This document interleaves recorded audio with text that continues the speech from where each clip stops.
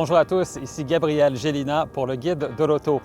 Aujourd'hui, nous faisons l'essai d'une nouvelle variante du Subaru Crosstrek, soit la variante Outdoor, qui est animée non pas par le moteur 4 cylindres de 2 litres, mais plutôt par un moteur 4 cylindres de 2,5 litres, qui a été emprunté au Subaru Forester, Legacy et Outback.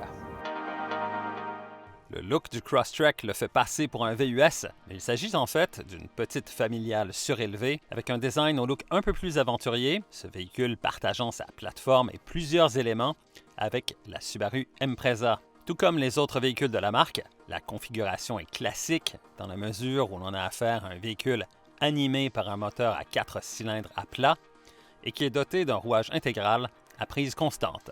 Côté style, Subaru ne gagne pas de prix de design avec ses véhicules dont le look est fonctionnel, mais pas du tout inspiré, le style n'étant clairement pas une priorité pour cette marque. En fait, s'il y a une marque automobile qui aurait beaucoup à gagner à engager un designer de renom, c'est bien Subaru. C'est un peu le même constat pour ce qui est de la présentation intérieure. Ici, l'ergonomie est très bonne, toutes les commandes sont bien disposées, bien visibles, mais ce n'est pas très inspiré côté design, même si la variante Outdoor ajoute des surpiqûres sur la planche de bord ou encore un élément plus coloré sur le volant, histoire de marquer sa différence. Au moins, on a droit à un bon écran central de bonne taille et la fonctionnalité Apple CarPlay est au rendez-vous également. Et aussi, comme l'hiver est à nos portes, on apprécie le fait que la version Outdoor du Subaru Crosstrek soit équipée de sièges chauffants, mais aussi d'un volant chauffant. Alors bien évidemment, le Crosstrek est équipé d'un rouage intégral et ce rouage intégral comporte une fonctionnalité appelée X-Mode qui lui permet de circuler plus facilement sur des surfaces glissantes ou des surfaces meubles.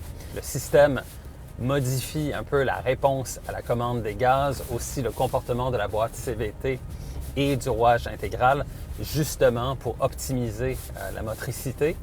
Et il peut aussi commander le freinage sélectif des roues qui patinent lors de l'ascension d'une côte, par exemple. Et lorsque l'on descend une côte, comme maintenant ici sur une surface glissante, le système contrôle automatiquement la vitesse du véhicule. Comme vous pouvez le voir, je n'appuie pas sur les freins ou sur l'accélérateur et c'est le système X-Mode qui contrôle la vitesse de descente du Crosstrek. Avec ce nouveau moteur de 2,5 litres, le Crosstrek se retrouve littéralement transformé. Les accélérations ainsi que les reprises sont beaucoup plus vives et ça vient corriger le principal point faible de ce véhicule qui était justement le relatif manque de puissance que l'on avait là, avec le moteur de 2 litres. Donc avec le moteur de 2,5 litres, des manœuvres plus compliquées comme par exemple les dépassements sur les routes secondaires ou les entrées sur l'autoroute se font de façon beaucoup plus sereine. Pour ce qui est du comportement routier et de la dynamique, le Crosstrek impressionne pour 2 raisons. D'abord parce que sa direction a été empruntée à la voiture sport Subaru BRZ et que cette direction est un modèle de précision et de linéarité. Donc, de se retrouver au volant d'un véhicule utilitaire qui a une direction aussi précise, ça c'est une belle surprise. Les suspensions du Crosstrek sont parfaitement adaptées pour les routes du Québec. Ce sont des suspensions qui ont un très bon débattement et ça donne un très bon niveau de confort lorsque l'on a à circuler sur des routes qui sont parfois inégales, ce qui est en fait souvent le cas ici au Québec.